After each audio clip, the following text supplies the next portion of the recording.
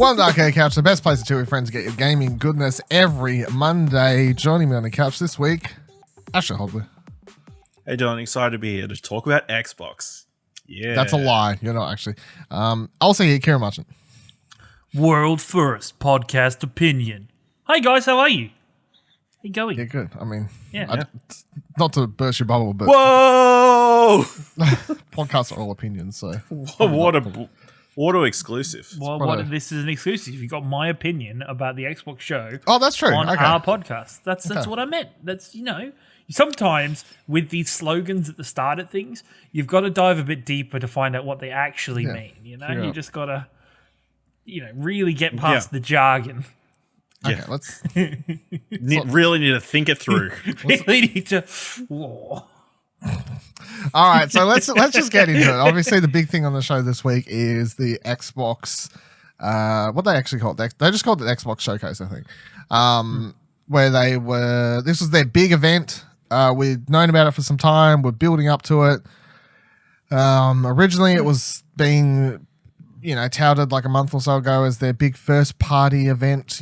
This is where all the first party games are going to be. They had the one about 2 months ago, the third party event, but that wasn't really their next gen event. This was supposed to be their big next gen barbecue party. It's all about family, pasta chicken, Vin Diesel, Paul Walker, RIP. It was supposed to be amazing.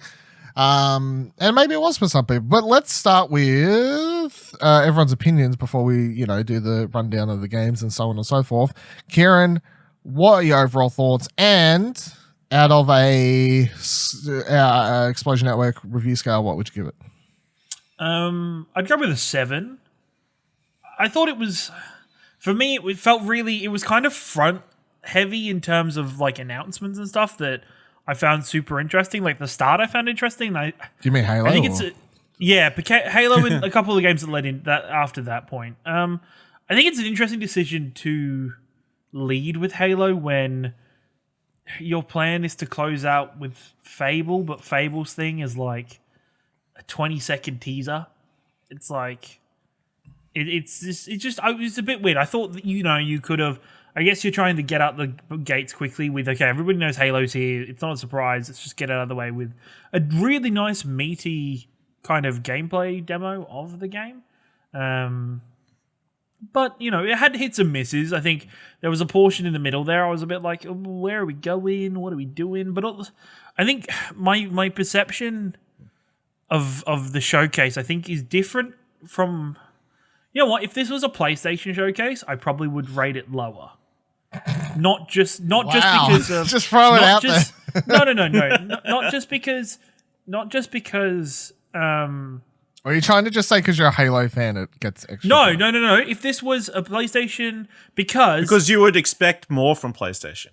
Your expectations are higher for PlayStation. The quality bar is high, but also every game would be. It would be something that would be like, oh, I'm never going to buy that. I don't care.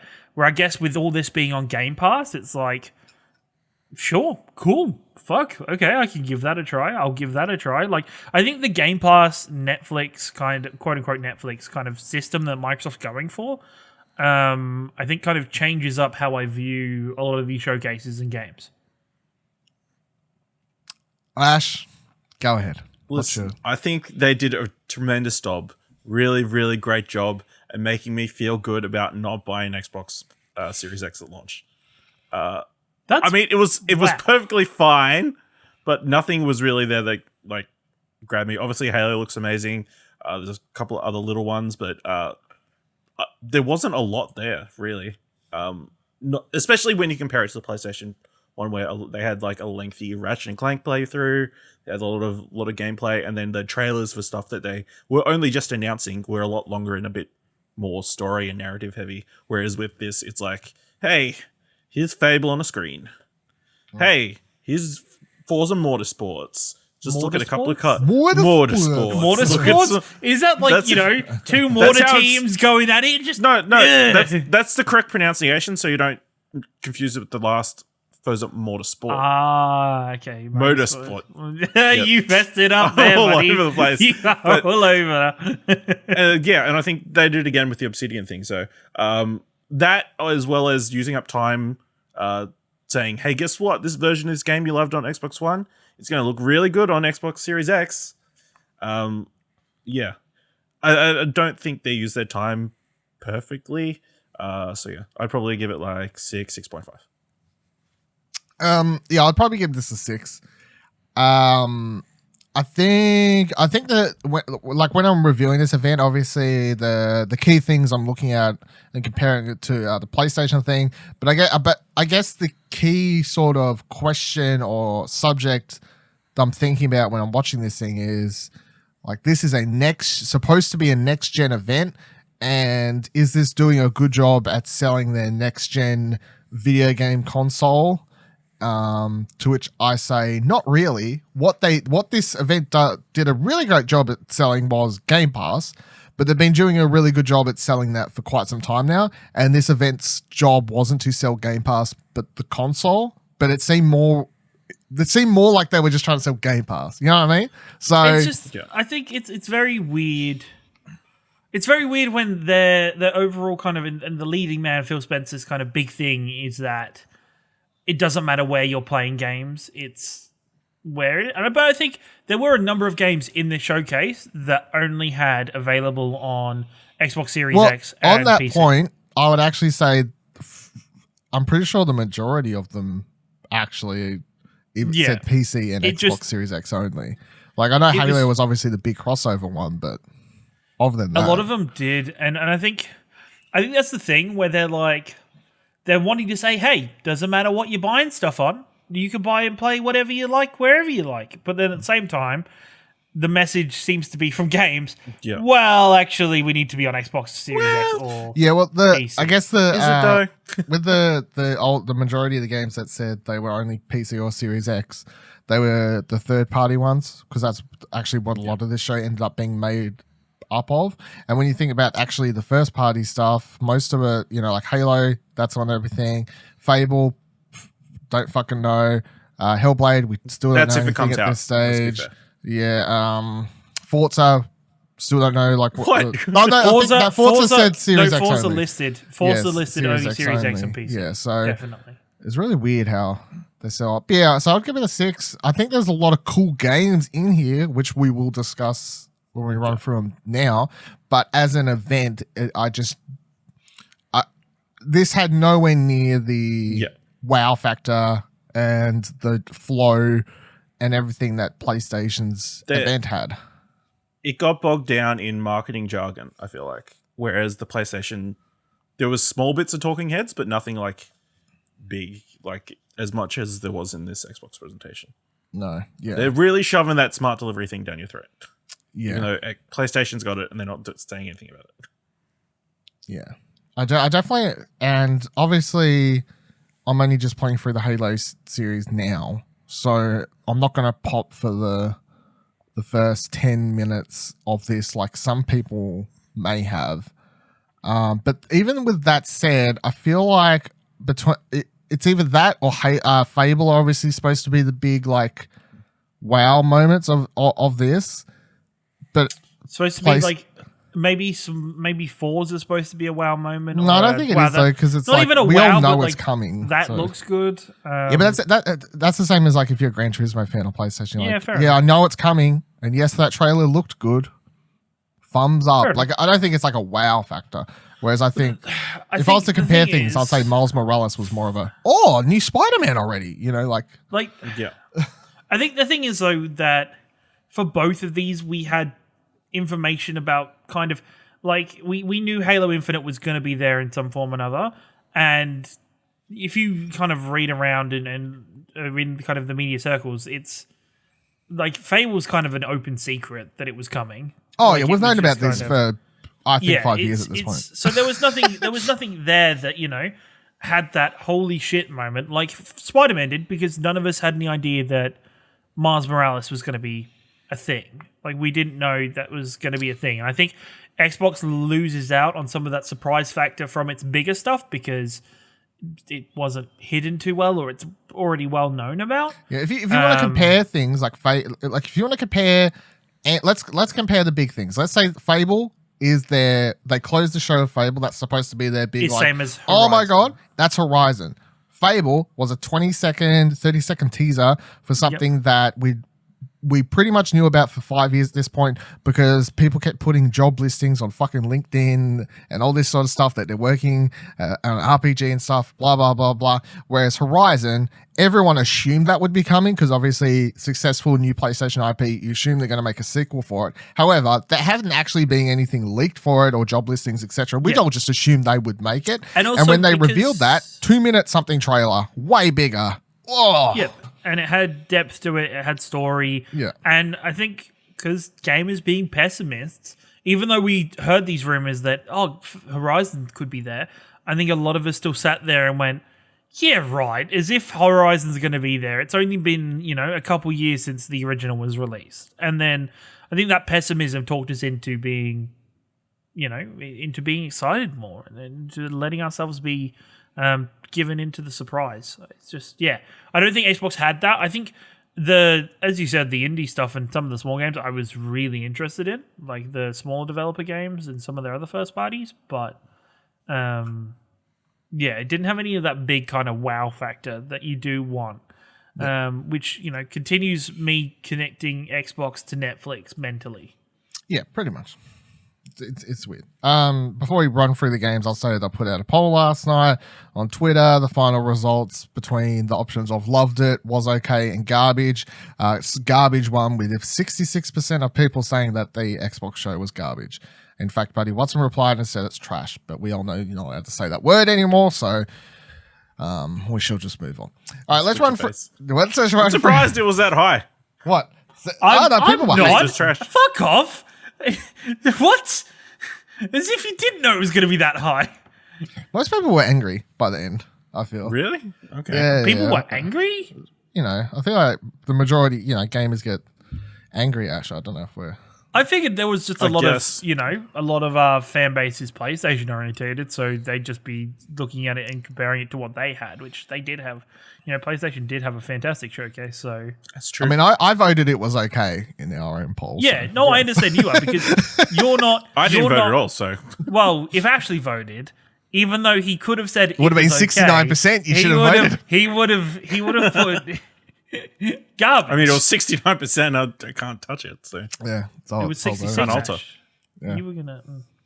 All right. So before there was a couple games announced in the pre-show, which I was not watching. I had it. I was playing something on my PlayStation, and then I had headphones on because it was basically just Jeff Keighley doing a podcast. It was mostly talking heads. Yeah. Yeah, I was talking heads. So I just had my headphones on, and I was playing a game. I wasn't really paying attention, but they did announce a couple of things during that. Dragon Quest 11 is coming to Xbox. First time Dragon Quest is coming to an Xbox thing. Cool. Exo Mecha is a game that looks like a game. It's a game. And then you got this game called Echo Generation. That looked pretty cool, actually. So this is from the makers of Riverbond, Voxy adventure game filled with some creepy music and stuff, and Jeff Keighley compared it to Stranger Things. That looked all right. Then they showed a trailer for a cinematic trailer for Hello Neighbor 2, which was pretty cool. I think they showed Hello Neighbor 2 during the stream like a month or so ago. I think they did that. That wasn't like the official reveal, I don't think. I don't think it was. And then the big one that I don't really much care for, but I know a lot of people do, so I think they announced Balan or Balan. I'm not sure how Balan or Balan. Wonder World, which has come from Sonic and Knights co-creators Yuji Naka and Naoto Oshima. So people are getting really excited about that. I mean, watching the trailer, it just looks like a very happy place to be, is my overall thoughts on that game. It just looked like a fun carnival world. I really did not understand what the game was, but it is a game that looked very happy. Well, this looks like a platformer. Yeah, sure. So that's all I could gather. Yeah, so that was the pre-show stuff. Nothing crazy, but nothing crazy. I think the Dragon Quest one's interesting. Obviously, Xbox like pushing super hard for those JRPGs and very Japanese centric. Game Pass as well. Game Pass. On Game Pass as well. Yeah, Game Pass. So what's that? Final Fantasy, Kingdom Hearts, what was it, Yakuza as well. So a lot of Yeah. trying to get some of that market, I guess some weed market. Gotta share it.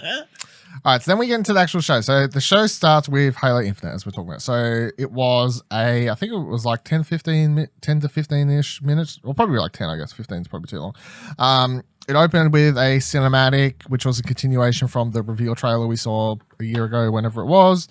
And then it cut into actual gameplay. It's on a new Halo ring. It shows Master Chief bumping around, shooting some goons, killing people. I saw people on Twitter freaking out over certain guns and stuff, and I'm only into the second game, and I don't care enough.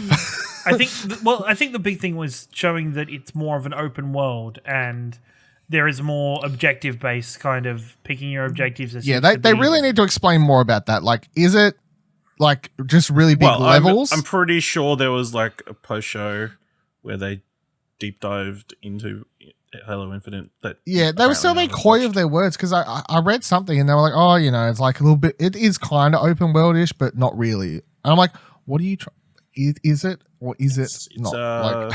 It's like Uncharted Lost Legacy. I guess maybe. And then the other thing I saw people freak out was Master Chief can still run, and hardcore fans hate that. They want it gone away. He has a grappling hook now. Unless that was a thing. So that was cool. They didn't say much. They didn't say much about the multiplayer, but they did confirm that the grappling hook would be in the multiplayer. It'll run at 60 frames per second. They mentioned how it's been, built for the Series X from the ground up, but I think that's a whole load of baloney. I'm pretty sure this game was originally being built for the Xbox One, and now they've just begun optimizing it for the Series X to add features like ray tracing and these sorts of things, because let's get it out of the way. It's the key thing, I guess, people were arguing about online. Does this game not look bad or good or whatever? Looks fine. I don't think it looked great. I don't think it looked bad. Definitely did look bad. It didn't look like amazing next gen at the same time. But I guess people play Halo for the gameplay. And yep. So, I mean, as long as the gameplay is good, it's going to appease the fan base. And I mean, obviously, you're the big Halo fan. I think it looked good I thought it looked fantastic for a Halo game. Like, is that the key thing though? Like for a Halo, like that's the thing where I don't think how much of a step up is it from 5? I think it's a decent step up from 5. Like, I looked at some screenshots. It looked like a decent step up from. It looks like a decent step up from 5. The game, like, I love even just stuff like how the Warthog looks, just general kind of how Master Chief looks himself. I think overall, it looks fairly good. Like, I'm not like, it's not anything that I'd be messing around in a photo mode with or taking time just looking at vistas and stuff like that. Like, it's nothing that good, but I think it's pretty solid for Halo, and I don't think it needs to be. You don't want a photo mode where you can change Master Chief's facial expressions? That's a low blow, actually. It's a low blow. It's funny because he's got a mask. It's a helmet, but that's fine. And what are your other thoughts, Kieran? Halo. Are you actually excited, or would you? I'm actually excited. I'm way more excited for this now, because I wasn't that excited for it going into this. I was like, because you mentioned you don't like 5 much, so I don't love 5. 5 story was really weird and just the overall game wasn't the greatest. This gives me hope. Like, I really like it. I like even just the character interaction at the start with Master Chief and the Marine that he had been with. The one that saved him from space. Yes, the one that saved him from space. Just that back and forth was really cool. I love the fact that they confirmed that freaking the villain. The villain was, I thought, cool. I liked his little speech. I was like, man, that's more of it. The people he's shooting, the whatever they're called. Yes, but also I like the enemies. It has more of that classic kind of character. I think the last 2 games have gone away from the Covenant, as I can't remember what they're now called. But the Scourge, the death, or the Scourge, or the death. Yeah, the Scourge. The Scourge. They have a lot more character and fun. Like, I love how grunts just have this little personality. They're just cannon fodder. The fact that the brutes can throw the grunts at you is hilarious. I enjoyed the gameplay. It looked like classic good Halo. Like it reminded me of going all the way back to like Halo Reach and Halo 3, and that's exactly what I want, with larger environments and more kind of opportunities to explore for objectives and missions and stuff like that.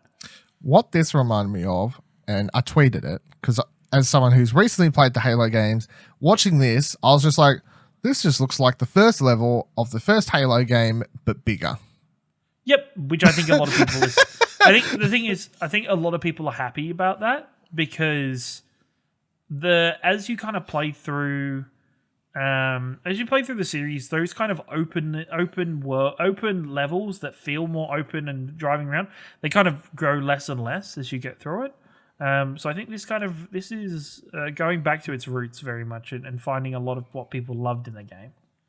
Same thing with people. I think there was people complaining about the potential box art or the cover for this game, being like, "Oh, it looks like a classic 2000 game." It's like, well, yeah, it's paying homage to the first Halo cover. Like, it's just my only thing with this, and I don't know if there's a right or wrong answer to this, is that the Halo Infinite gameplay demo that we saw and everything about it so far seems to be 343 trying to win back the Halo fan base. Yes. Yeah. But it's the new console's key title, and it's not a game that's going to draw in new fans, or it's even being marketed towards new fans. It's being marketed towards old fans, which is weird. There's a lot more, but I think it's focusing on the stuff that people love about Halo already. So it's focusing on the relationship Master Chief has with characters, because even though he's a very stoic character, his back and forth with other characters is always quite funny and quite kind of blunt with its humor.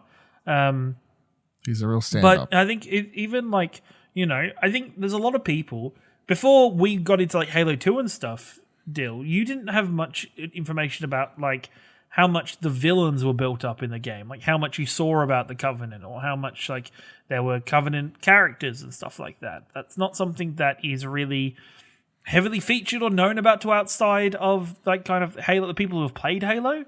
So I think the fact that they put a shining light on one of the enemy leaders and just gave that an evil monologue, I thought that was great. It's just, yeah, I don't know what people want to make it even better. Like if they wanted Halo to kind of push the envelope and flip everything on its head, because that's what Halo tried to do with Halo 5 and people hated it. Like it's just, yeah, it's in a kind of a lost situation, really. I'm keen to see. I think a big point will be when we finally see some multiplayer stuff as well, because obviously that's a big part of the game's history. Even just watching that, I was like, man, that looks like co-op's going to be really fun. The co-op is going to look really cool in that game. With like that's as wide scale as it is. That's awesome. Sounds fun. The next thing they announced was State of Decay 3. It was a cinematic trailer. Really cool cinematic trailer, but that's literally all it was. We don't know anything about the game. I find it weird because I feel like State of Decay 2 only came out like 2 years ago, I thought, but it's kind of crazy. And I know that game got hit with very mixed reception at launch, and I think they've fixed it up somewhat since then, but the fact there's a 3 coming, cool, I guess, for fans. Yeah. I don't know. Trailer was cool, at least. Cool. Zombie goat. No, zombie deer. Yeah. Zombie goat. Fucking hell. Then we got the trailer for Forza Motorsport. Should have been a goat. Forza Motorsport. I think there was no number or anything. They just called it. It's just Forza Motorsport. That's why actually was it's Motor. Well, you earlier you said Motorsport, but if you want to change up the pronunciation every now and then, Ash, you do you. No, just mix them all up. Yep. It's not a bad idea if they release one game. It's just called Forza Motorsport, and then they're keep expanding it. Yeah, they just keep expanding it from that point. They're like, oh fuck it, this is like the next 5 years. It's just one game. I like that they're going back to on a launch doing Forza Motorsports, and they aren't just being like, we're going to do another Horizons because people love that game. Like, I'm glad they are doing it. Well, they just switch in and out every other year. Yes, yeah. And because they're done by different developers, so that's why they're able to do it. It's not like the same devs are shitting them out. Well, they're going to be the only ones making Forzas for the foreseeable future, from the look of it. Well, Playground's been working on. Well, we'll get to that later, but they've been working on that. I mean, they were developing that in tandem with The Last Horizon. So, this looks cool though. I'll definitely play this. Very pretty. You could It is very pretty. lots of ray tracing reflections. So, my keywords were being ticked there. Ray It'll be the showcase game. Yeah, well, racing. It's funny because I feel like racing games used to be like for every console generation. It was like the racing game was like It's like, the okay, key. Look how close to real life this is. Yeah. And then I feel like the last generation or so, like that kind of wasn't a thing. But I know it was for like PS1, PS2, PS3. Yeah, and then like PS4. The last generation just dropped off. So maybe it'll be back. Next game. We already knew about this, but it was not a trailer. So, Rare's Everwild. This was amazing trailer. I think this looked absolutely gorgeous. There was some next level. I don't know if we would call it the shadowing or something like that. A lot of it was just coming more to life than some other sort of similar style stuff I've seen. No idea what the fucking game is though. So I was getting some mad like Last Airbender vibes from this. Like it was. I was like, man, like Well, it's like 4 people with spirit animals or some shit. I suppose is the bunch of creatures. I don't know. And they commune with nature and make friends Something with the like creatures, that. and the creatures help them. And It's a spiritual successor to The Last Guardian. The last 4 Guardians. That'd be really weird considering one's my a PlayStation exclusive and. Wouldn't it be a prelude if it was the last 4 Guardians? Wouldn't it be a prequel? Well, they can't use probably. Guardians, so it would be something. And not to go heavy on this point again because we've discussed it, but just to ring home, like they do open world gameplay, but then that CGI trailer, the Forza thing was in engine or whatever and stuff, and then I think Everwild was in engine possibly as well. But like either way, it's just like nothing, and then they go to a third party, or not a third party game, but they did have it's what's the word for it? It is third party, but it's like console. It's exclusive to Xbox. The Don't Nod game. But anyway, they did have before, like even after, like you would say, like Halo was like 11 minutes of like the demo. Was like, I'm not putting it down. I'm just saying minutes. it drops off pretty fast after Halo. Is my point, especially when you're looking at it on paper. So then we got a trailer for Tell Me Why, and again, love this. Looks so good. I'm so excited. I'm all about this, but my one criticism is, as much as I thought this is great, they gave a release date for the part 1, August 27th. That's amazing. I think and then they gave release dates for the next 2 parts. It's like early September. They come out like every 2 weeks or something like that, I think it is, or every week, something like that. Great. I'm all about this game. This is just an odd game to be showing like the 4th game in your next gen hype reel. Where else are they going to? I don't think so. I feel like they were trying to do the PlayStation thing where it has a nice variety of different types of games. Xbox didn't necessarily have the same variety as PlayStation did, but I thought those fit in the presentation. I think it did. Especially Don't Nod is such like got such a good. I think it was just the so. placing. I think it's just the placing of how early it was in the show. I guess they had it separated though, that their partners were at the start of the show, and then it got into a section where it was more. Well, their first parties were at the start of the show, and then it got into like the third party stuff later. But this Don't Nod partnership was just here, and it felt weird for whatever reason. Well, don't they own Don't Nod? It's exclusive to. It is exclusive. exclusive? This game is exclusive. They don't own Don't Nod though. It's just an I thought exclusive. they were a first game. party now. Okay, fair enough. No. So that's what I'm saying. That's Maybe my point. it's- It's just Maybe it fit they're on the weirdly. way to be first party. No. We don't want that. No. Apparently, Xbox is saving their money for the WB purchase. Yeah, gotta buy one. If you believe the rumors. What do we think? Let's talk about the game though. So tell me why, in case anyone doesn't know. It's a game about. What is the actual synopsis? Like they're going on an adventure to try and find information about their mother. I think is like the actual. No, I don't think it's about their mother because I think that's the key thing. I think because they're going back to. Well, from what I got is that there was some traumatic experience where the woman, the mother, whoever it is, tried to kill the son, and they're going back to try and work out exactly what the hell happened, and they're seeing like visions and stuff because of it. Can I just pause and go on a quick little tangent before we continue, just to point this out? So we're reading all of this off a Kotaku article, right? Mm-hmm. This is what we're doing. We're reading all these articles off the Kotaku article. Now, that's cool and all because I was too busy to do one of these roundup trailer things like I usually do. And I'm annoyed I didn't, because what I always do when I do these fucking articles is I copy paste the description of the game into the article so it's there. Okay?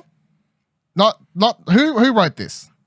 Who put this together at Kotaku that gets paid more money than Ethan Gash? Wow, I think you need to cut this bit out of the podcast. Come on now. We don't want to get Kotaku offside. You don't want to get Kotaku what? We're not big like we're not big like Bethesda, so we can't. It's fine. They can take a joke. And also, I was trying to fill time because I tried to open the fucking YouTube link to it to find the description for it, and it, the YouTube video description play, is. I found it now. That's in what I this said. I'm filling time. Mystery, twins Tyler and Allison Ronan use their supernatural bond to unravel the mysteries of their loving but troubled childhood in a beautiful small Alaska town. No, small town Alaska.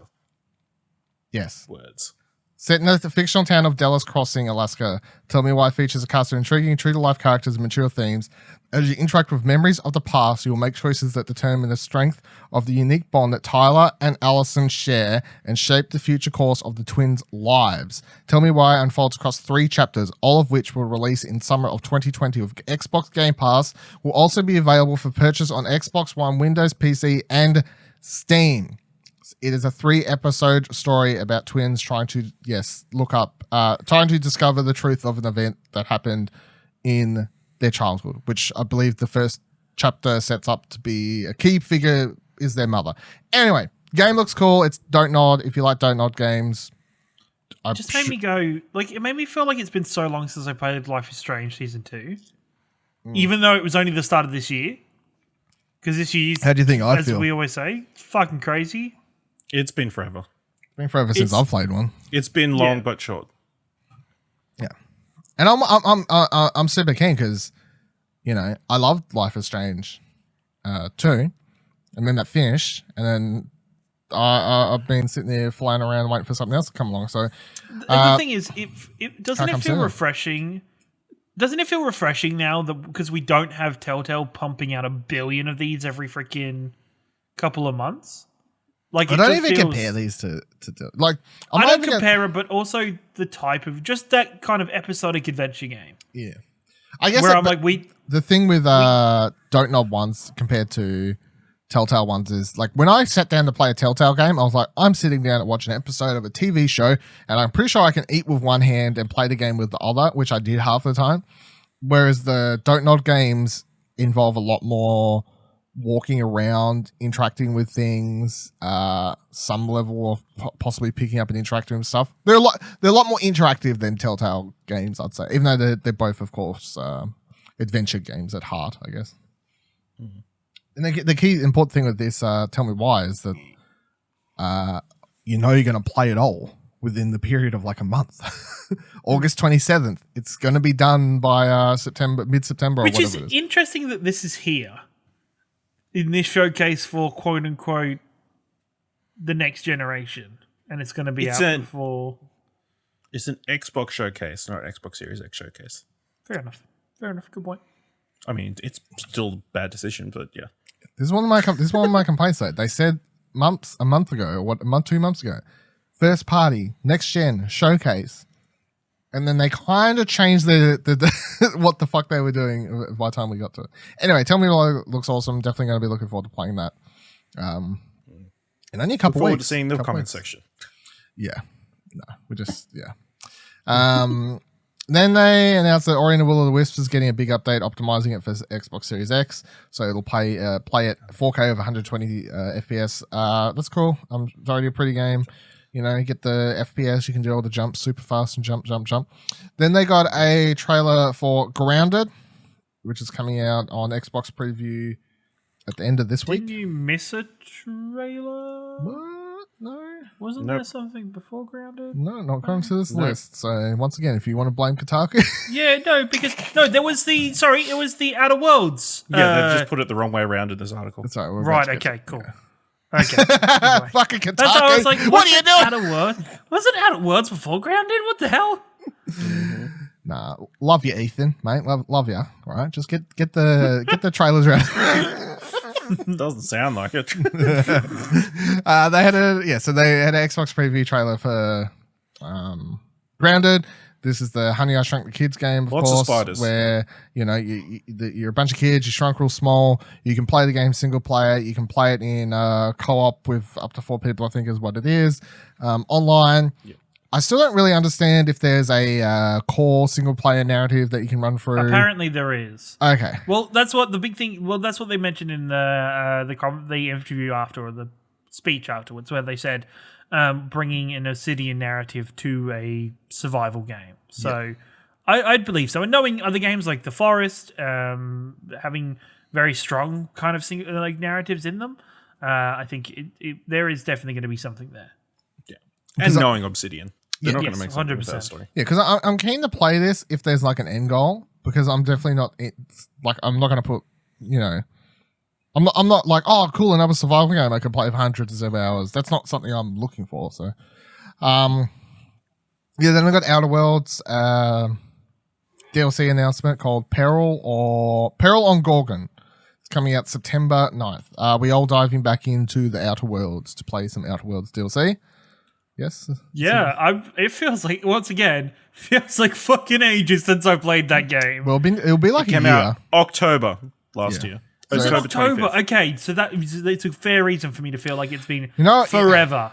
Yeah, I'm going to say this. It's absolute bullshit that they took this out of the game to sell it to us later as DLC, literally a year after the game's release. Yeah.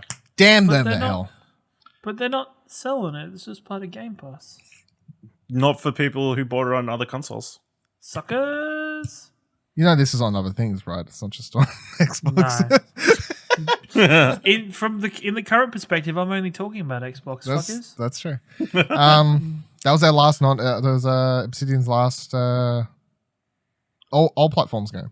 Even Switch, even though it reviewed absolutely terribly and apparently plays like shit. But I'd be interested to see where in the timeline this DLC is set. Is it like post game? Is it like a whole separate part of the game? Well, I was trying to work out how's it fit in? I was trying to work out if you're the same character. I assume so. He called you Captain. assume so. Yeah, but Captain, was that one of the characters that we know? Because that looked like a completely I don't think new so. character. I think that's a new character. Which made me think, okay, is this a different crew?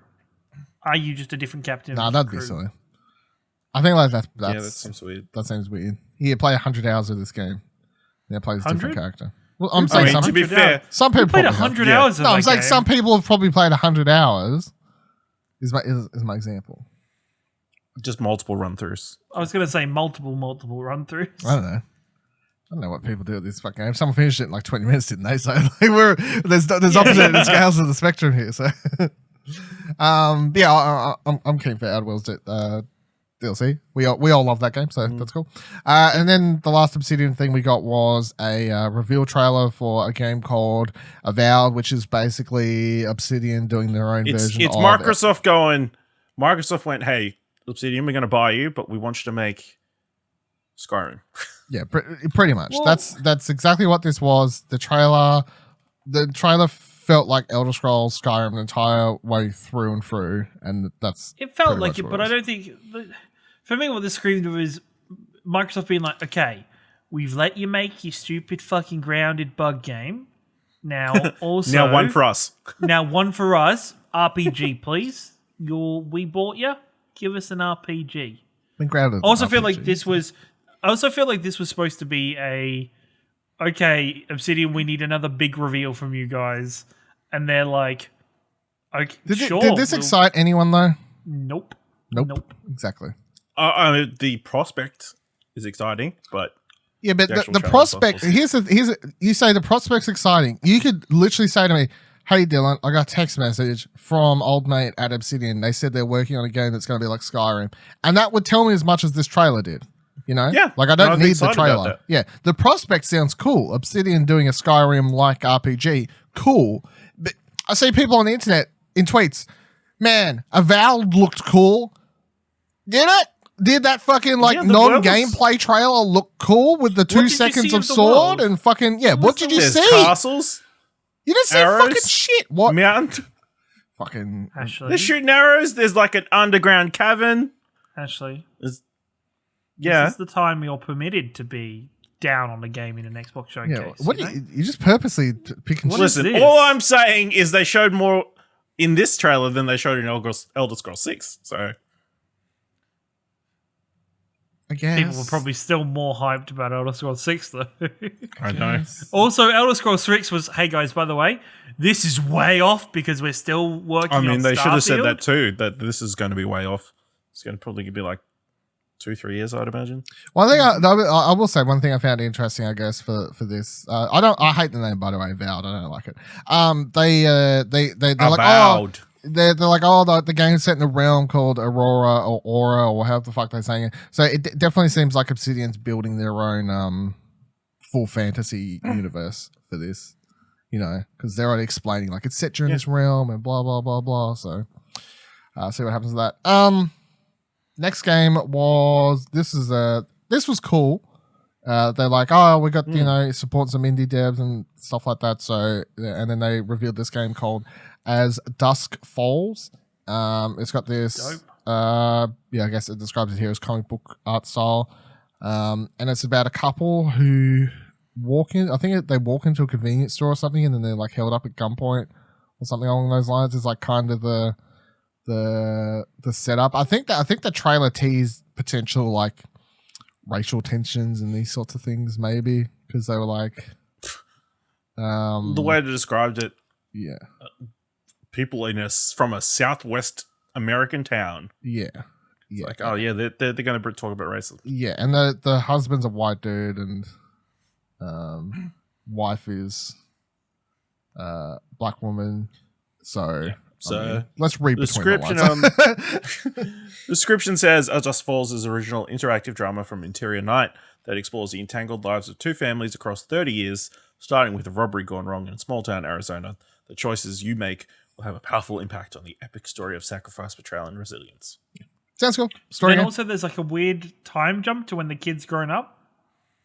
Yeah. With them like facing one of the people that did it. But again, it's over 30 years. Yeah, but I know. As well, and I'm saying like potentially the event like rockets her like affects the no, I'm just like racial tensions. I think the key thing I got from it was child goes through traumatic and racist event, grows up, and then the older woman is dealing with the like sort of PTSD she has from that, living in a current day America potentially. That's what I was reading between lines, but who knows? Either way, it looked cool. I like the art style. Definitely looked different. It will stand out. Look forward to very it. different. They announced some Destiny 2 stuff. All of its expansions are coming to Game Pass in September, along with the game itself. So it's the interesting part here that for the quote unquote special version for Xbox Series X that is being optimized, there is the release date of November 10th. Did they say it was coming out November 10th? I feel like they definitely did. wouldn't have, surely. They did. They showed November 10th on the end of the trailer. Yeah, but that's when Beyond Light comes out. That doesn't mean No, that's when the DLC comes out. Yeah, so that's not confirmed. That's not confirmed. Sorry, is Beyond Light the DLC? Sorry, I thought Beyond yeah. Light was what they were calling the special version of Destiny 2. Okay, no, so that's a release date for the next major Destiny 2 expansion. And they're just saying it's coming to Xbox Series X, but that doesn't mean it's coming out. Like that, they're just putting the logo there as it could be out by then, or it could come out after. Like, fair enough. Does this also say that things are changing at Bungie? Because we all know that, for the age of Destiny, Bungie's always had a very close relationship with PlayStation and putting PlayStation kind of first on a lot of things.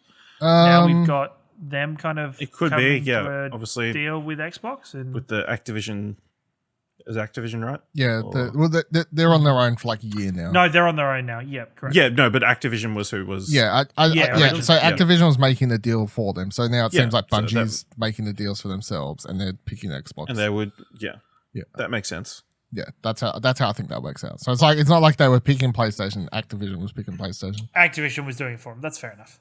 Well, yeah. Yeah. So next thing was really cool. So Stalker 2 is coming to PC and consoles as well. Good news, Nick. Yeah. Well, no, I'm keen for this as well. Stalker was one of my the original, like one of the OG games I used to play back on the PC and put everything to load to be able to play it. And I got my ass handed to me and it was super fucking hard. But there's just, I think it was probably one of the first like more first person shooter, open worldy type things with survival elements and stuff I ever played. Actually, the original Stalker back in the day.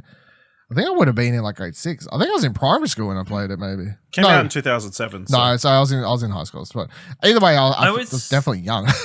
I don't know why I always see the original Stalker like cover art.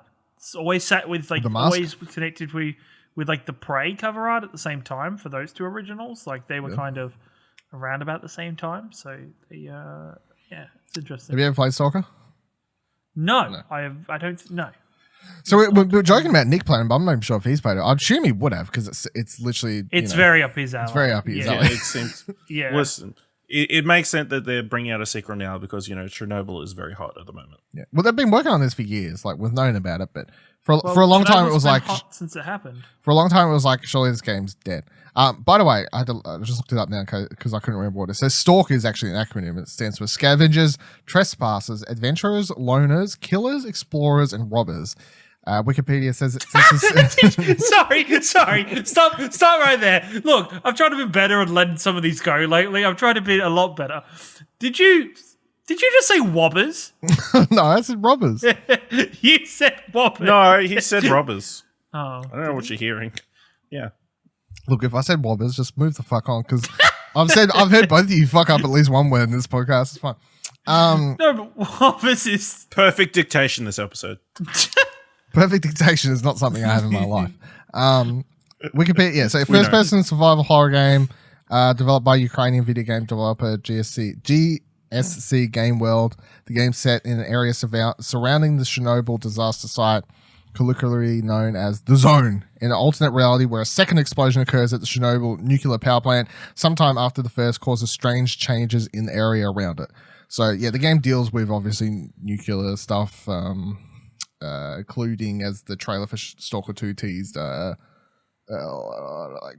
just what do you call it? Like a infected, disforming shit. I don't know what I'm talking about. Whatever.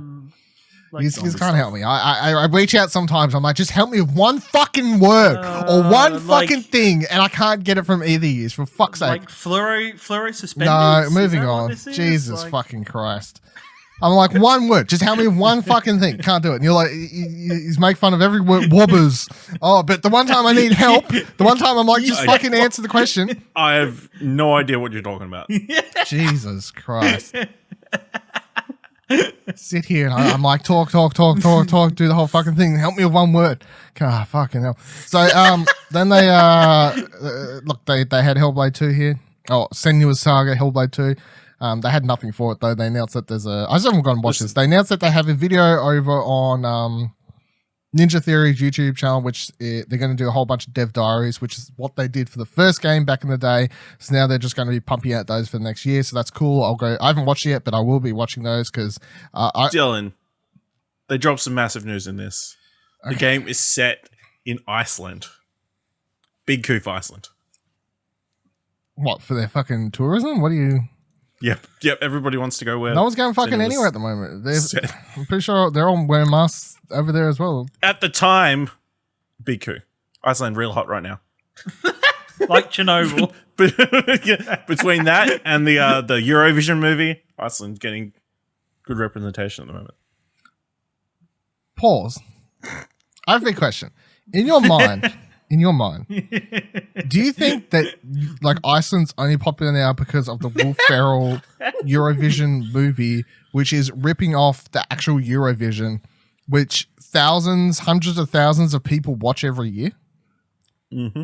So it's only popular now that they've made a parody of it. Yep. Have you ever watched Eurovision? Like not the Will Ferrell thing, but the Like real the show. actual Eurovision. Yeah, I've watched some Eurovision. It's a lot more boring. It's How more is singing. it boring? It's just Do- singing. do you Did watch just it say with, it's like, just depends on the singing? acts? It's just singing. No, it's not even. You don't It's even just watch singing. Eurovision. You don't watch the Eurovision for the singing anymore. You watch it for the English commentary over the top because currently it's Graham Norton and he's doing a great job of it. And I can't remember the guy's name who previously did it, but they're both funny because they're both just kind of. You can tell they're just chilling, having a great time. They've watched enough of this. You've never heard rock and When roll? was the last time you thought of Iceland? When's the last time I when was the thought of last time you Iceland? thought Iceland? Well, When listen, I I listen reminisce to about, I listen to Bjork all the time, so shut the fuck up. I reminisce quite often about how great Mighty Ducks 2 was. That's what I was. That's where my mind went. There we go. Listen, Iceland, Greenland is covered in ice, and Iceland is quite nice. It's true. Have you never heard Rock and Roll Hallelujah? No? Fuck, like, Jesus Christ. Did they do a rock and roll cover of Hallelujah? It's gone for Leonard so Cohen? long. We've been a couple minutes now of just talking about fucking Iceland. It's because he fucking look. I was like, here's me talking, right? Imagine the words coming across your screen. Like, imagine this is a text conversation. I'm just no, shush. Clearly, they thought. Imagine this is a text conversation that someone's reading an article about our thoughts on the show, right? Instead of listening to it, it's like Dylan, begin my paragraph. I'm like. Hellblade, Senua's Sacrifice 2, really looking forward to watching these dev dies. Next second, Ash just bops in, all capitals, bold text, Ash. Iceland's real popular now. They made a big deal of it in the trailer, so I mean, it must be important news, you know. And it wasn't because they've got nothing else to show or announce. I think it was because they got. No, maybe they did. I don't know. Anyway, yeah, so we'll move on. So Hellblade 2, it's a game. It's coming. I'm excited.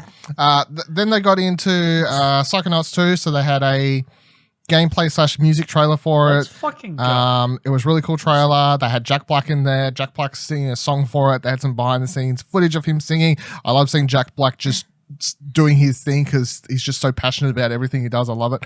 And I still haven't played the first one, but I loved everything I saw. So that's my... It's good. It looks classic. Just having Jack Black voicing the Mote of Light for this game, I hope it's a larger part because I'm just excited. Ash is a joke to make. It was doesn't cool. he? It was cool, but it was no bug snacks. Hey, we're not talking about bug snacks right now. We're Psycho Norton. I'm just saying, you compare the Bug two presentations. snacks. You compare the two songs. Which one do you actually remember? Bug snacks, obviously. Yeah. Yeah. That's true. Good point. Fuck the Psychonauts. See, they came in with the big name, but they didn't come in with the big song. They did. Jack Black's song was awesome. I can't remember. There's no the bug lyrics. snacks though. It was something like no, I literally can't remember a single lyric. What's a single lyric? What Yeah. was a single lyric, Karen? Without looking the video up. Without looking at the video. On the version of the stream I was watching, it was rather quiet. Yeah, okay, sure. So See?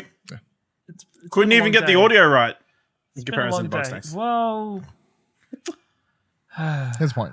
Then they announced a game called The Gunk. this was What a such title. What a name. You're just like, guys, we need to come up with a name for this fucking game. It's got some like gooey gunky shit. There it is, The Gunk. Yep. Are you sure? Nah, Yep. it's fucking got it. Print it. Put it on the poster. And there it is. It's on the poster. I don't remember what this is about, to be honest. So It looked like it looked a lot like Outer Wilds a little bit with exploration and just like clearing through gunky stuff. Oh, I remember now. That actually third person. Yeah, let's say it. They're sucking up gunk. Yeah, I remember now. Yeah. Yeah, sucking up gunk. Did the name of the game Gunk not remind you that this was the one where she was sucking up gunk? I remember. It's I the remember reverse name. concrete genie. Yeah, I mean, yeah, it's true. It's true. Okay. Or So it's like Mario's Sunshine. Except Good. or, Well, hold on. Luigi's Mansion because you're vacuuming up stuff. it says here it's a Steam World game. What? Yeah, It's from the makers of the Steam World games. Is it set in the same universe? I believe so. No. It might be. Well, it says next Steam World game, so maybe. The article here on Kotaku, and they haven't If it got says anything the wrong next yet. Steam World game, how is that only a maybe? Emission form, seeing there, the Gunk, a new adventure game where players will take on scary enemies and solve puzzles that obscure a grander mystery. It could be an error. It could be an error. Could have been meant to say from Steam World developers. Yeah, you're right. Yeah. That's more likely. And, more likely when it comes to Kotaku, right, guys?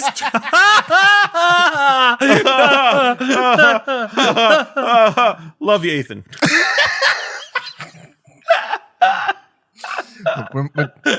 Listen, he's an Aussie, right? He was probably up at like 3 a.m. I know it's like. Look, I mean, if he's American, he's got no excuse. But. Yeah, I'm joking, but I make a million fucking mistakes in half my news articles. It's fine, but you got to live with the punches when you make them. So next thing, Tetris Effect is coming to Xbox One and Series X with this new game called Tetris Effect Connected. This will also come to PS4 and PC and all that sort of stuff. I think it's a year later. So it's like an update, really. Yeah, so it's on Xbox. It's the first time it's coming to the platform, so it's a new game. But if you already have the game on PS4, like I do, then you'll get a free update like a year later. I do. And it'll turn it into one of Explosion Network's top games of 2018. Correct. Or was it 2019? It was 2018, right? It was 2018 because it was at PAX that year. Yep, that's right. Yep. Tetris Effect. It's a great game. Connected is a new mode for it, where you and I think it's up to 3 people, I think it is maybe, where you basically combine Tetris Effect boards or whatever they call them in the game, and you're sort of playing in tandem with one another. And it looks really cool. I'm happy that Xbox people are going to be able to play the game finally, because Tetris Effect is an amazing game. I really love this trailer as well. I knew what it was straight away because as soon as the music started playing, I just started singing along because that song is really, really good. And one thing, this is a tangent, but it's related. When they put the Tetris Effect soundtrack on Spotify finally, like at some point this year, I think it was. They put the soundtrack on. They took so long because they never actually had all the music for the game, because it's like related to the gameplay. They didn't have like just normal versions of the song they could put on Spotify and stuff for streaming. So they had to actually make like proper versions that you could just listen to.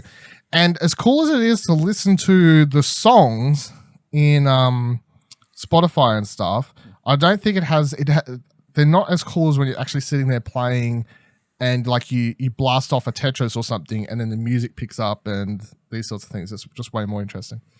When you blast off a Tetris. Oh, yeah. What do you want me to call it? I feel like you're fucking... I don't know. I feel like it's... No, it's... We're nitpicking at this stage. I appreciate you. We're nitpicking at this stage. That wasn't a nitpick. That was me appreciating what you said. Like, I liked that it was cool that you caused to blasting off a Tetris. Gosh. Take some admiration. My descriptive. Next thing, Crossfire X. That's a game we knew about. It's a free-to-play first-person shooter and stuff from Smilegate. They announced at E3 last year that it's coming really popular wherever it's from. I can't remember. But it's really popular. I think it's Korea from memory. No doubt up. Free-to-play coming to the West. And what's happening for this release is that not only are they bringing it over, and that version will still be free-to-play on Xbox and PC and whatever, but Remedy has been working with Smilegate to come up with a single-player campaign version of the game. This is all brand new, and this will be Xbox exclusive and whatnot. But the confusing part here, for me, well, it's not confusing once you know it, but it's just kind of like wording is sort of weird. So, like Crossfire, the multiplayer game, when it comes over, still free to play. Everyone can play it. But this will not be free to play, but it will be on Game Pass. So that's like this weird circle thing where it's like Crossfire multiplayer, free to play for everyone. Crossfire single player, not free to play, but if you have Game Pass, you can play it for free. But if you don't have that, yes, you can play crossplay for free for multiplayer, but then you have to buy this to play the single player. Oh my God. So at some stage, people who aren't in the know are just going to start to get really confused, I think, with Like they'll be like, I've downloaded the game. How come I can't play single player? No, you got to buy this or you got to have this. I'm like, okay, whatever. Anyway, I thought this looked all right. This just looked like a general Call of Duty campaign to me. It was a bunch of shooting explosions. Just cool. I think it's interesting. I'd like to see how much quote unquote remedy is actually put Probably into not much. this. Yeah. Very doubtful. There definitely wasn't any remedy in the trailer, I don't think. They got we're in the third party section of this, by the way, if that wasn't obvious. Warhammer 40k game coming. It says from the makers of Vermintide, so that's cool. It says it'll feature 4-player co-op. I love it how they tried to build this tense trailer, and you have tenseness to it. You have this like cool, and people are really into it, and then this logo appears, Fat Shark, and you're immediately like taken out completely. Like, sure thing. Pick your development studio names. Better if you're gonna make tense trailers. Hey Dylan, do you reckon you'll be able to get corner cocked in this game? Yeah. Did you have to look up what that was just then, or was you? No, I knew. I was Okay. waiting. He knew. He was prepared. That's why his intro was like half and half at the start of this episode, because he'd been preparing for corner cocked. Yeah. Classic Explosion Network throwback there for you. That nailing all the bits that I wanted to get in so far. By the end of this episode, we're going to give Ashley an Explosion Network rating for his showcase of bits and comments for this episode. It's gonna, A+. It's gonna be a low score. They announced a new version of Phantasy Star Online 2. It's coming 2021. I don't care for these games. I don't think anyone else care for these games. But it's The craziest thing to me is it's like the 20th anniversary. Yeah, that game's old as fuck. like- Well, the original one, yeah. It's like fucking hell. The first time it's coming to Xbox, I believe, was the big hoo-ha here. Then we got a trailer for The Medium, which they did reveal at the event a couple of months ago, the Xbox One, but this was our first look at the game properly, where it showed off the gameplay. And when they revealed it a couple months back, when they talked about how they couldn't do this game on old gen system, they had to wait for next gen to be able to do it because of the way they wanted to implement certain things about gameplay. I think it's pretty obvious why now, and it's because when you play the game and you literally switch between these two realities of like the spirit realm, I guess is what we're calling it, or something like that, and the real world, you're not switching and loading back in and out. Or I think at sometimes maybe you'll fully go there, and other times you'll full be in one world or the other, but then there's literally going to be parts in the game where you are just playing both at the same time, and the fact they're going to render so much detail and I guess everything in between two realms and whatever else at the same time looked really cool. I thought this was a cool trailer. I'm super in for this game. Ash is It not. looks like an Ashley. Yeah. No, it looks like an Ashley game. It looks like an Ashley title. Listen, I'm just disappointed that they've taken it in such a different direction to Glenn Gordon Caron's original vision for the TV series. Is that the creator of Medium? On Medium, yeah. Okay, you're going for jokes, but people are going to miss the jokes. You could have gone for the low blow joke, which was just to say the. But we did last time. Okay. But how many people do you think would have I got? can't believe they recast Patricia Arquette. There we go. Yeah. Just take the low blow again. It's fine. Yeah. And then of course the big one, as we talked about before, was it ended with new Fable game. It's just called Fable. It's been made by Playground Games, which is the thing Ash was hitting at before, who of course are known for working on the Forza Horizon games. I got nothing to say about this. I don't know. Like, are we expecting this to be a remake or just a reboot? It's probably a reboot. I think it has to be a reboot at this point.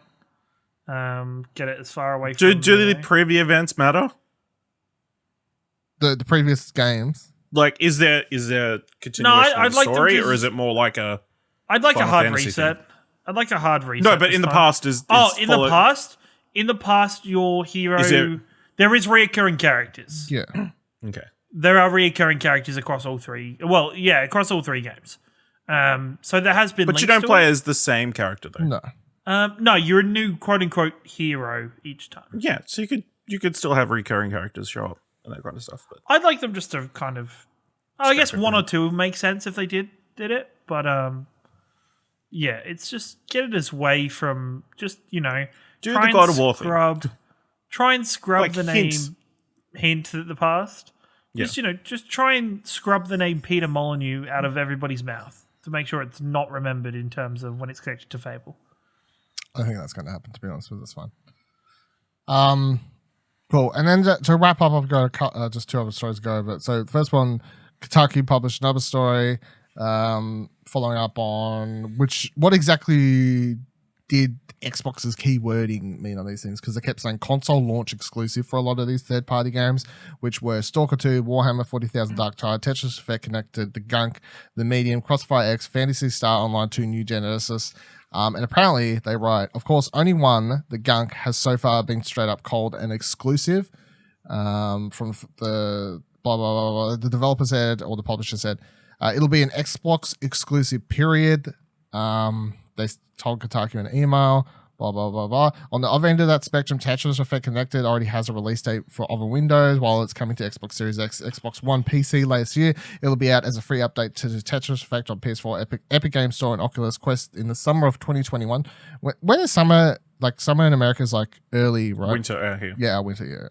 Other games occupy a mushier space. Warhammer 40k Darktide, which I can't believe they didn't call Left 40k Dead. That's amazing, actually. Will be exclusive to Xbox Series X and PC at launch in 2021, but its future is sounding pretty open-ended. Saying, a quote, the developer said, quote, at this time, we're announcing Xbox Series X and Windows PC platforms. The Medium, a new dual-world horror game from the makers of Layers of Fear, Observer, and Blair Witch that's coming out this holiday season, is a similar boat. Developer Bloober Team said, quote, the game will release exclusively on Xbox Series X and PC at launch.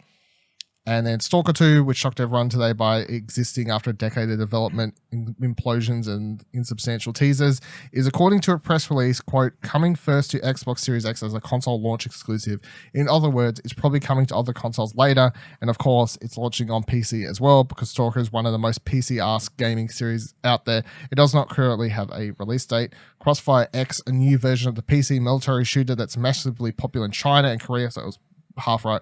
Fantasy Online 2, New Genesis remain up in the air. Crossfire X is coming to Xbox One and Xbox Series X sometime this year, while Fantasy Star Online 2, New Genesis is either a whole new game or merely an update, depending on whether you listen, where you listen to the series, Twitter account, on YouTube channel.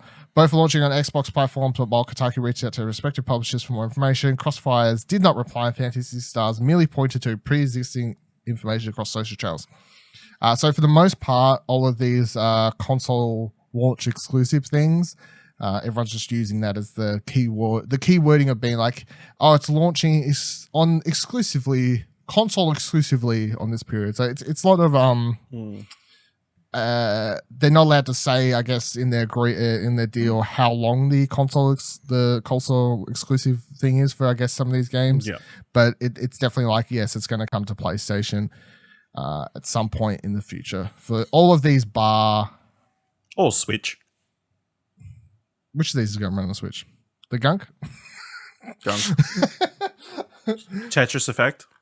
Yeah, I guess it could run. You can downgrade the... It won't look amazing. No, but as far as I'm concerned, that's a VR game, so it's like... As far as I'm concerned, it's VR game. Yeah, hear me be all fucking... Fantasy Star Online. I reckon they could play on the Switch. 20-year-old. Yeah, if Switch had online infrastructure, that's fine, yeah. And then the last follow-up article... What are you talking about? The last follow-up article Eurogamer had was... they pointed out one, I did miss this, because this was only tweeted out, but Microsoft has tossed out another bunch of titles to its steadily expanding list of Xbox One games. They'll be receiving Xbox Series X enhancements coming to consoles later this year, including Forza Horizon 4, Ori and Will of the Wisps, and more. Forza Horizon 4, for instance, will feature native 4K support at 60 frames per second on Xbox Series X, with Microsoft also promising quick resume support and dramatically improved load times. Developer Moon Studios' gorgeous sequel, Ori and the Will of the Wisps, meanwhile, will deliver 120 frames in 4K and HDR support on console. Gears Tactics update will make the game playable in 4K at 60 frames per second on Series X, and Microsoft says it expects enhancements to Rare's glorious multiplayer pirate adventure Sea of Thieves, although it hasn't specified what those will be. Out of all of those, the only one I was like, cool, actually I might dive back into that on the new console would be Forza. That's the one where I'm like, yes, yeah, definitely. That I would like to go back for seconds on that one. Because they're saying 4K 60, native 4K 60 that's actually pretty good. Because as we discuss constantly, and I like to bring up across this podcast and Plat, as much as everyone expects both new consoles to just do native 4K 60 as a bare minimum, still a lot harder than people are expecting. And 4K 60 is incredible. Like 4K's, you'd be more likely to get probably like, your upscale 2K with like 60 to 120. Yeah. Like even, when people are spending thousands of dollars on PC rigs to be able to do 4K and up above, 100 frames a second, you're thinking a console is going to easily do that for everything? I don't think. And when you turn on ray tracing for any of these games, most PCs, like as soon as you turn ray tracing on, it's like you're fucked. Like you're not going to hit 4K 60 and ray tracing. PCs still can struggle with it. I just constantly bring it up because I still see fucking people on Twitter constantly, especially when we talked about Spider-Man on Plat last week and how they were like, oh, there's a mode in that's probably it'll turn off ray tracing so you can do 4K 60. You can turn on ray tracing and it'll presumably do like 4K 30 with ray tracing on. And I saw people reacting like this is bullshit. It should be able to do ray tracing 4K 60 in an open world Spider-Man game. And I was like, I don't think you understand. Not for potentially $900. No, people spending like $5,000 PCs are struggling to hit that. So, yeah. And it really doesn't matter because nobody notices the difference. He was waiting that entire time to say that. Yeah. Just waiting. Yeah.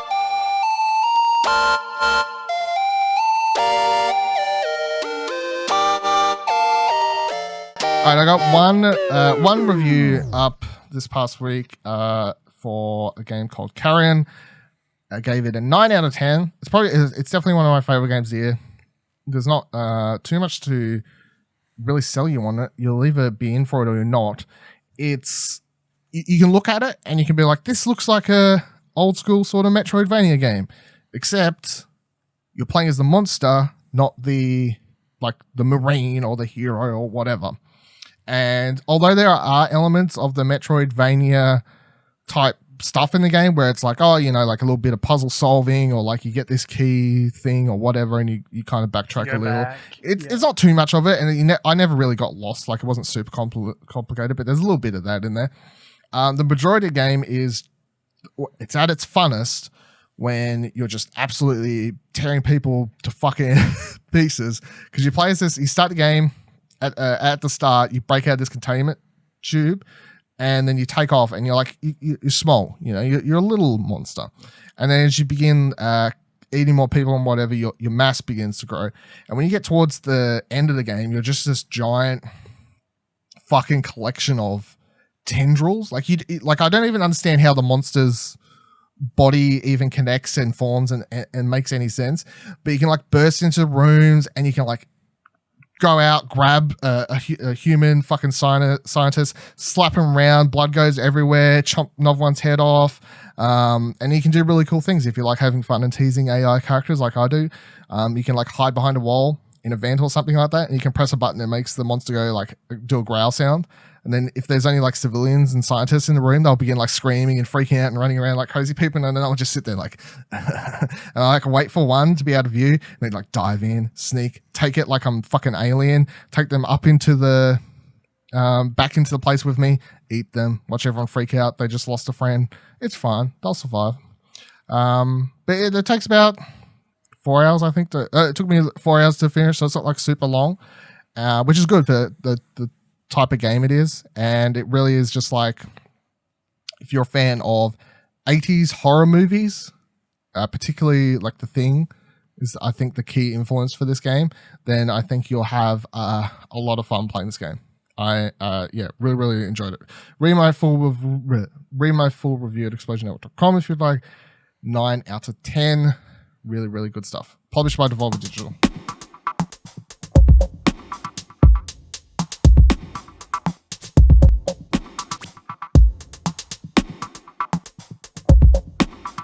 All right, so we got 3 other news stories to run through. Just little mini stuff here. Two fun ones first because, well, the first one is quite fun.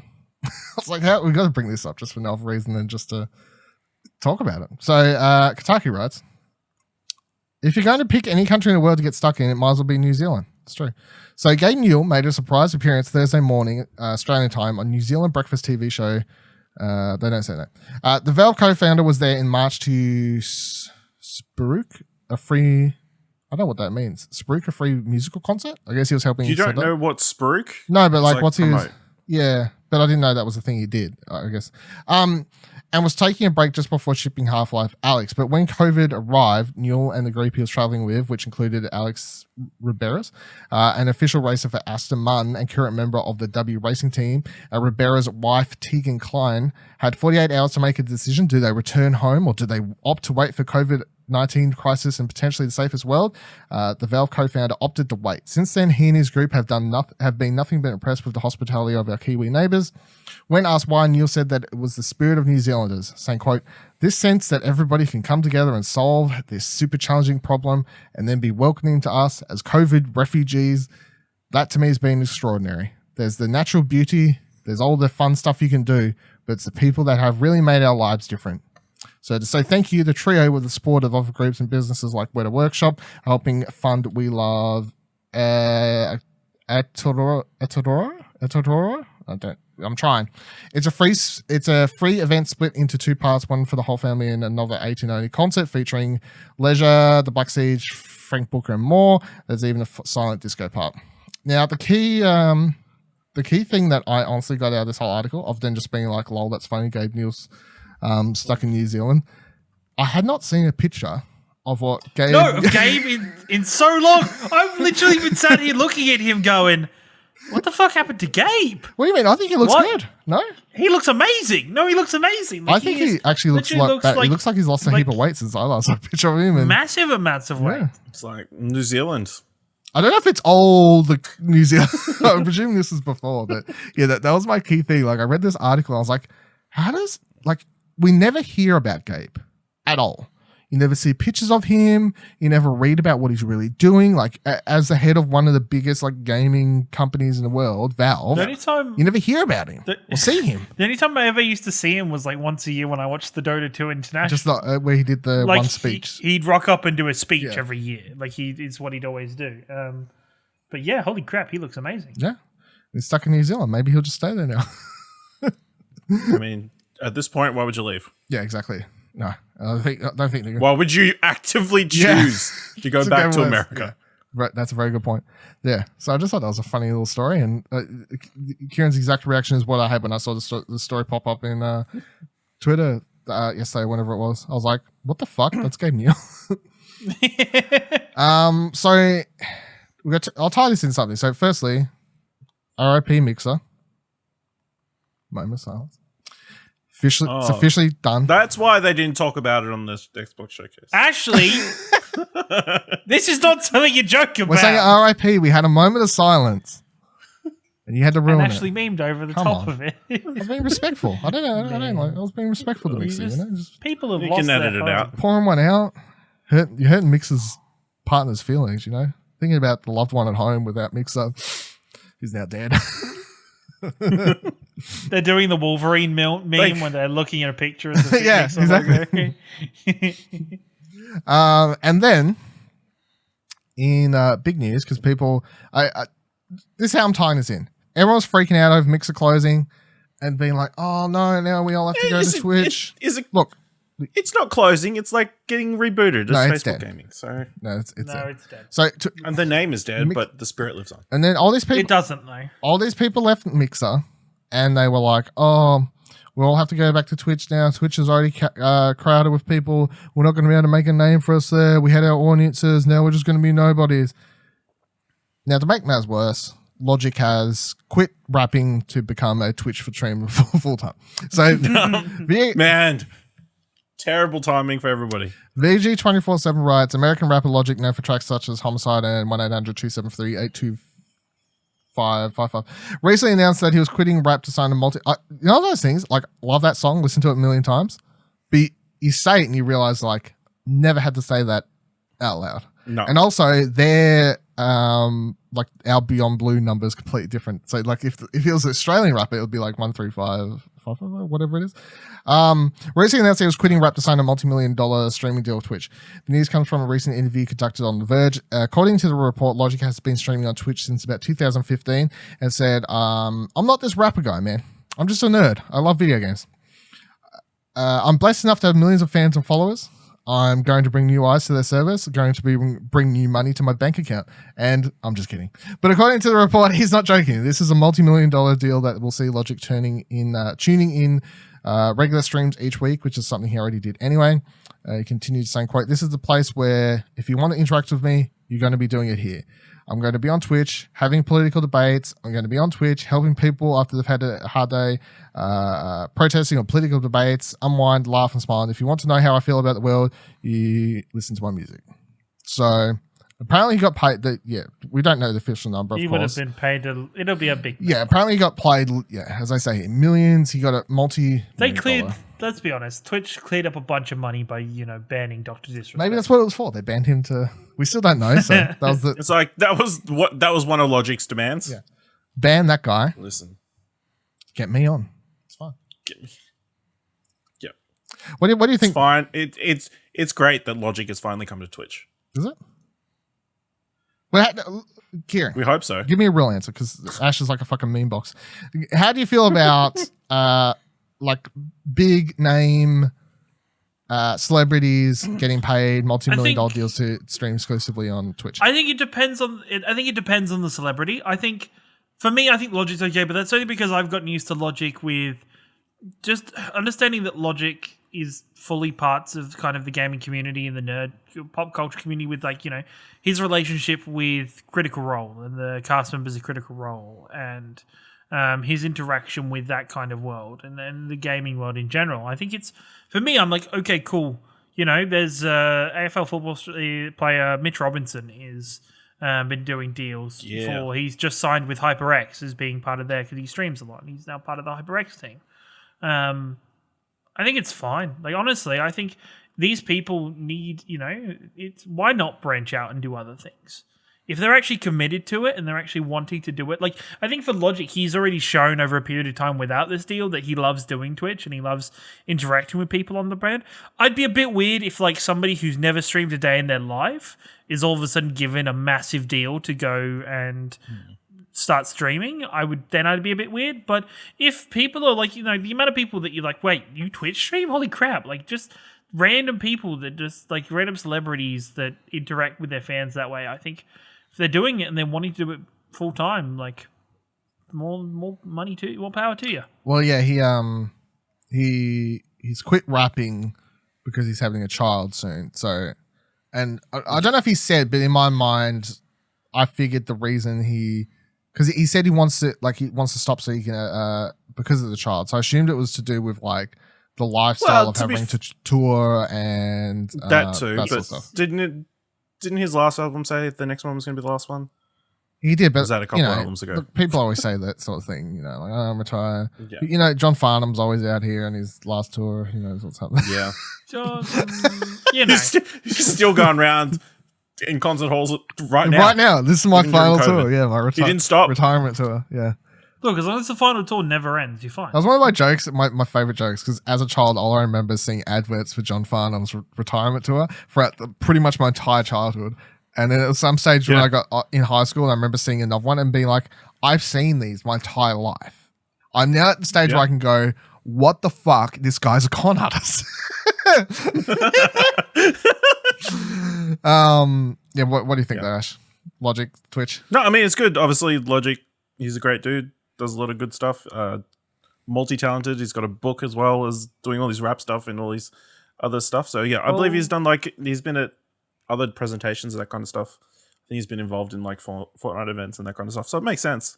Obviously, I don't think he's going to have a huge effect on the people coming over from Mixer, but... No.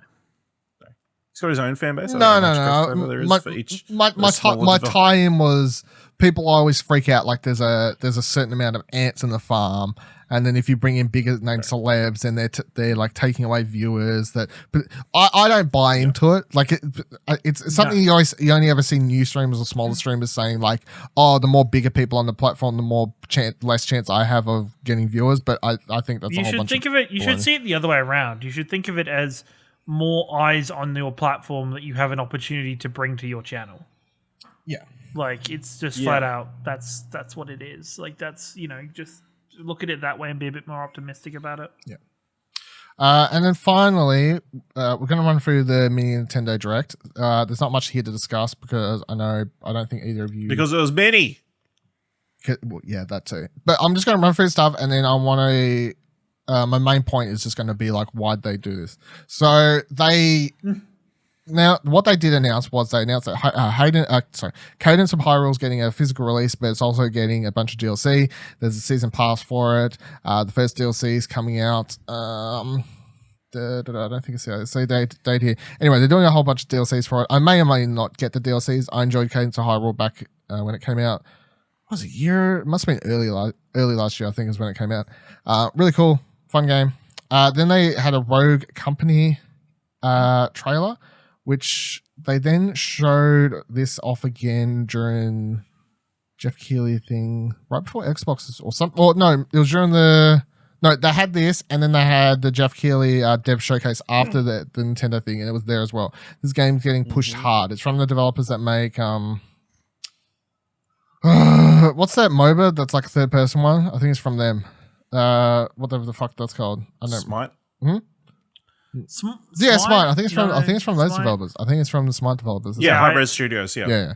So yeah, and this Rogue Company game's just getting pushed hard at the moment. So they had something here. It's on every platform. It's on PC, PlayStation, Xbox. It's on Game Pass, Switch. I believe. Yeah, it's fucking everywhere. Then they had a WWE 2K Battlegrounds trailer. It's coming to Switch. Yeah. Get excited.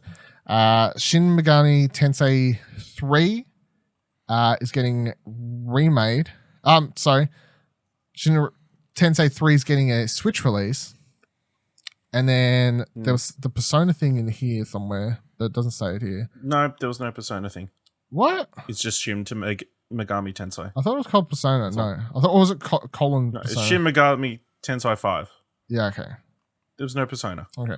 I was checking. I was scared there for a second. And then they announced Shin Megami Tensei 5 is coming to Switch. And I already announced this like a year or so ago. I think it was the first time I've seen it in ages. Anyway, all in all, the thing that stood out to me was Cadence of Hyrule DLC that I may not play. But here's my thing. Let me boil it down. My opinion on this. If anyone, Nintendo's listening. Don't do any more of these mini directs.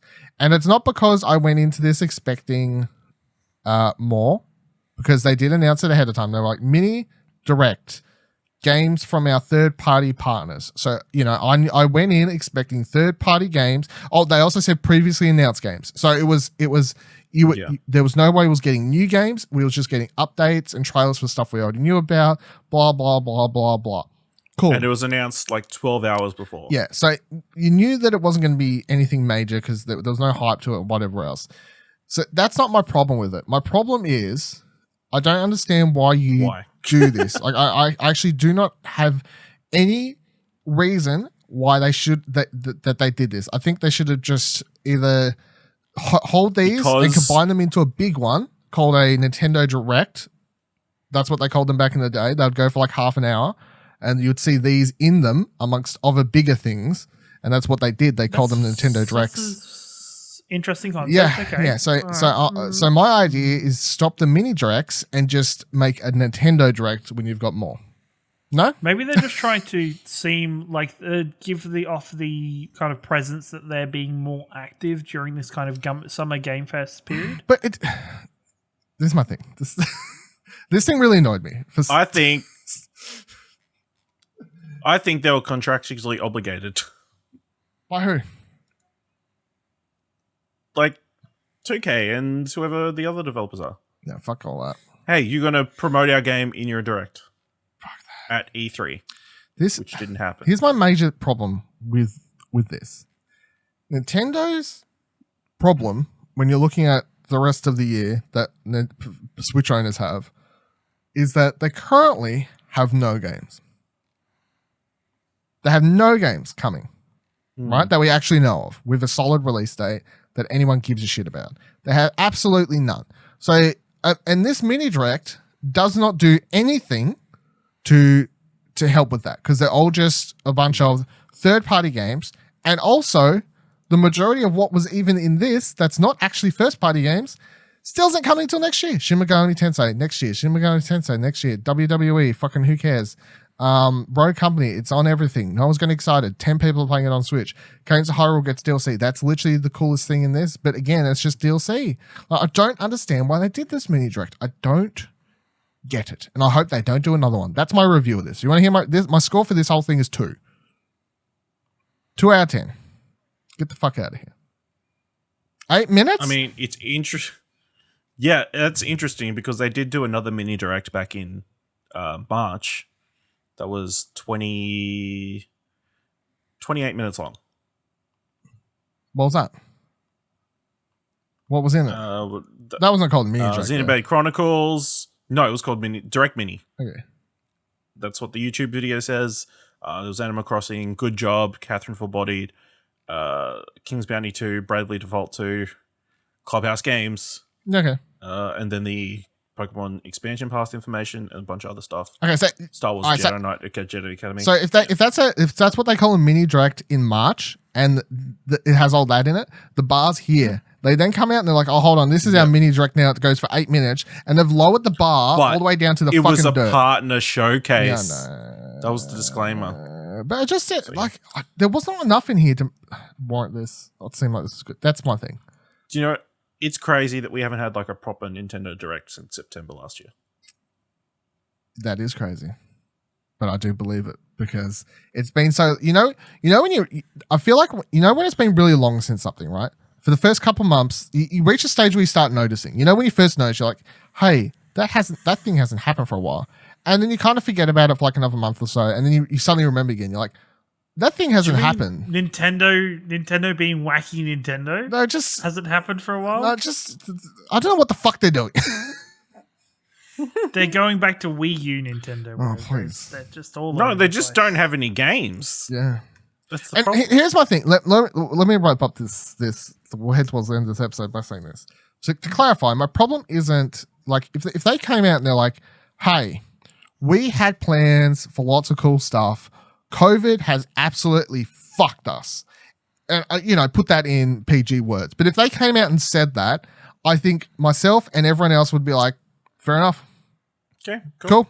But I think the fact that they're not saying that and they're just pretending and they've got something by not saying anything, that's just silly. Like you've got the competition over here, next gen console, event. Nintendo's like, here's a mini direct. It's absolute shit, full of garbage. Please be excited for nothing. I'm over it.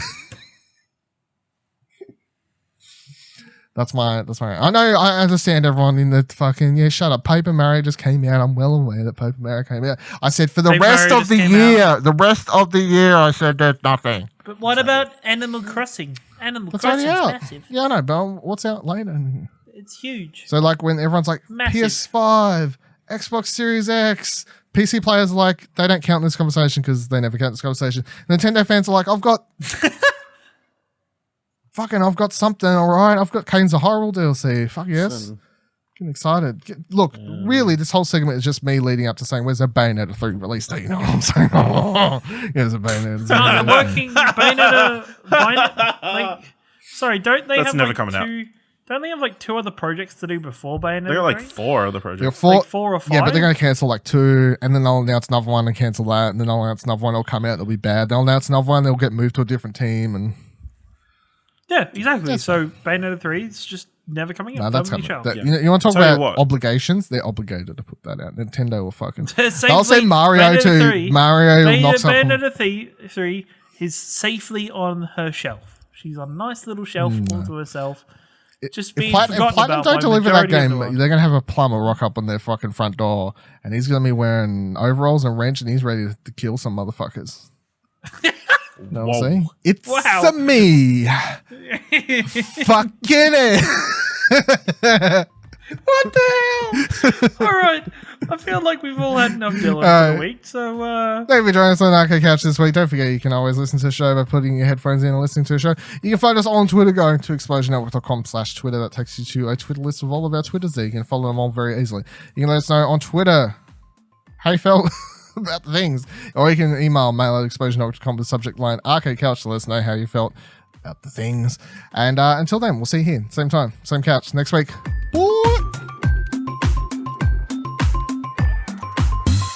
Hey, don't forget you can subscribe to the show wherever you're currently listening, and you can drop a review if you can. Find more great shows like this and more content over at explosionnetwork.com, and please consider supporting us for as little as $1 over on our Ko-fi page by heading to explosionnetwork.com/support. Thanks for listening.